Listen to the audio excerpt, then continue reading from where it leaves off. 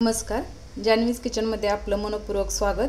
चपात्या जर शिल्लक राहिल्या असतील तर तुम्हाला प्रश्न पडत असेल की ह्या चपात्याचं काय करायचं, तर हा व्हिडिओ शेवटपर्यंत नक्की बघा. चपाती घेतलेली आहे, बारीक करून घेतली मिक्सरमध्ये.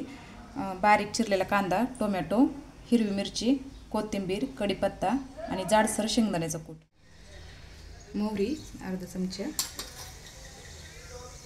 जिरे अर्धा चमचा,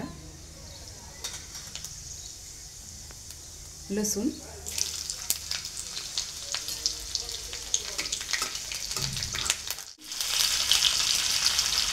झाले. कढीपत्ता टाकून घ्यायचा यामध्ये,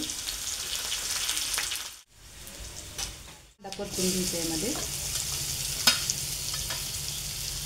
परतून झालाय, यातच आता टोमॅटो परतून घ्यायचं. लोक न्याहारीसाठी आत्तासारखं चहा बिस्किट किंवा पोहे, उपीट, शिरा असं काही बनवत नव्हते.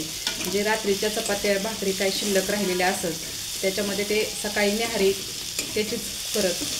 सगळा मसाला भाजून झालाय. आता हे बारीक केलेलं चपातीचं टाकून घ्यायचे. याच्यामध्ये मीठ टाकून घेते. यामध्ये शिळ्या चपातीचे तुकडे आणि दही एकच नंबर लागते. शिल्लक राहिलेल्या चपातीचा नाश्ता तयार आहे. एकदा नक्की करून बघा. आवडले तर लाईक, शेअर, कमेंट आणि सबस्क्राईब करा. थँक्यू.